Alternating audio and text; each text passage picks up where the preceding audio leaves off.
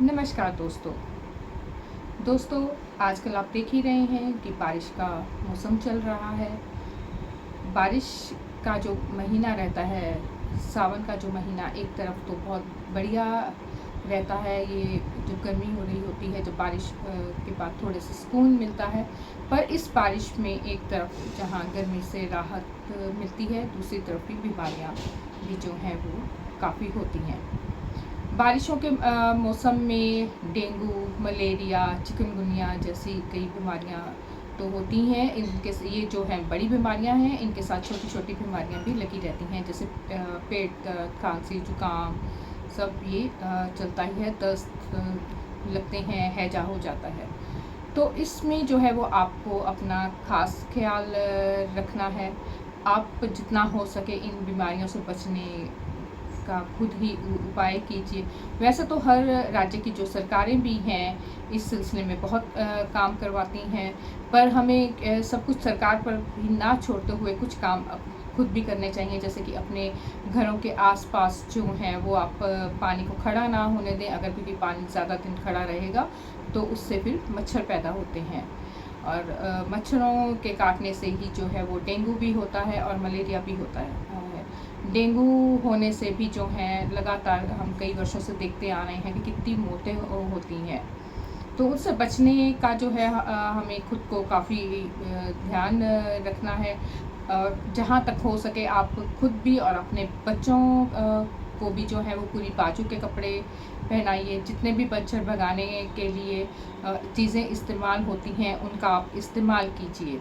बाकी अगर मैं ये जो बात कर रही हूँ ये तो हमें हर हालत में करनी ही है। मच्छरदानी का आप इस्तेमाल कीजिए, और जैसे कहा है कि मच्छर भगाने वाले, मच्छर मारने वाले आप स्प्रे कीजिए।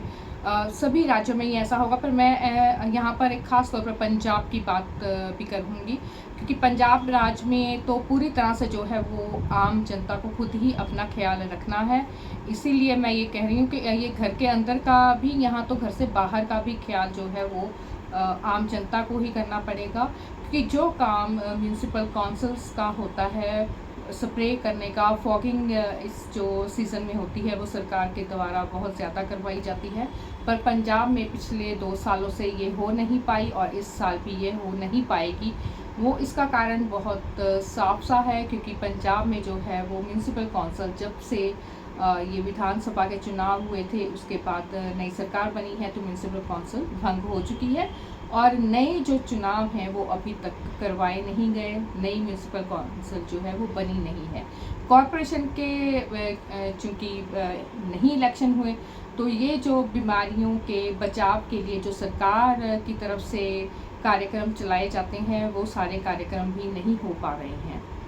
और जैसे कहा है, कॉरपोरेशन के भंग होने से सबसे ज़्यादा जो प्रॉब्लम्स आती हैं वो सड़कें भी, यहाँ जो होता है वो कूड़ा भी, हमारे भारत में वैसे भी जो है कि शायद जो कुछ लोग हैं वो कूड़ा जो है वो सड़क पे आना शुरू हो जाता है, नॉर्मल भी आता है। तो जब कॉरपोरेशन ही काम नहीं कर रही तब तो भारत की हाल जो है वो सड़कों का किसी को बताने की ज़रूरत नहीं है, आवश्यकता ही नहीं है कि कैसी हो जाती हैं।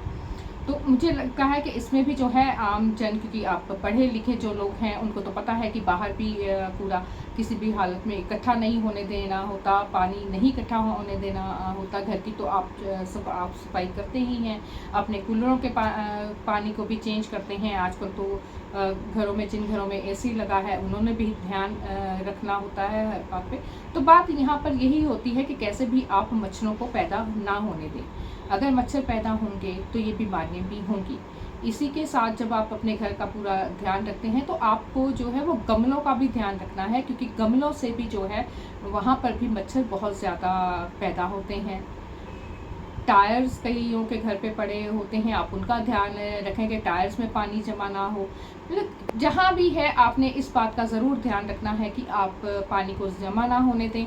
और जो फॉगिंग जो करनी है वो सरकार द्वारा नहीं हो रही, आप अपने घर में वो लगातार खुद ही करें, आसपास भी थोड़ा सा बाहर भी करते रहें, जो कि ये मच्छर ना पनपे। क्योंकि आपको ध्यान तो अपना आप खुद ही रखना है। और आजकल जो मेडिकल के खर्चे हैं वो भी कितने ज़्यादा भारी भरकम हो चुके हैं। अगर आप डॉक्टर के पास जाते हैं तो आपकी जेबें जो हैं उसमें खाली नहीं, पूरी तरह से खाली हो जाती हैं, बल्कि जेबों के साथ आपका बैंक बैलेंस तो आजकल वैसे ही रहता ही है।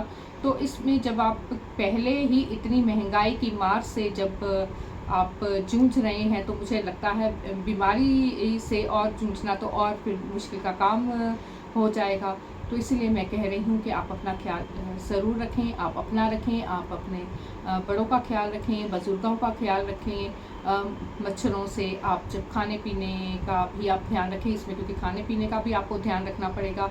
पानी आप ज़्यादा से ज़्यादा पिएँ, उबला हुआ पिएँ। आप नींबू पानी पीजिए, अगर प्लेन नींबू पानी पीजिए, क्योंकि अगर आप डायबिटिक के पेशेंट हैं तो आप फिर चीनी तो बिल्कुल मत पीजिए। और नमक का भी ऐसा है कि अगर आप हार्ट पेशेंट हैं तो आपको नमक से भी दूर रहना है। तो इससे फिर सबसे अच्छा है कि आप प्लेन जो है वो नींबू पानी प्लेन ही पीजिए। अगर आपको लगता है कि नींबू भी बहुत महंगा हो चुका है, तो फिर आप सीधी सी बात है कि आपको सिर्फ पानी गर्म करके, जितना आप उसको ठंडा करके पीजिए और मैक्सिमम पीजिए।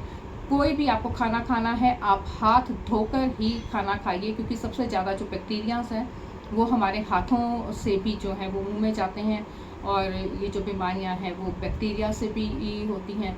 तो ये इन छोटी छोटी बातों का आप लोग ज़रूर ख्याल करें। आप ये मत सोचें कि आपके घर में आरओ लगा है तो आपको पानी उबाल के पीने की ज़रूरत नहीं है। आप किसी भी डॉक्टर से बात कीजिए, वो आपको पानी उबाल कर पीने की सलाह ही देंगे, तब भी चाहे आपके घर में आरओ लगा है।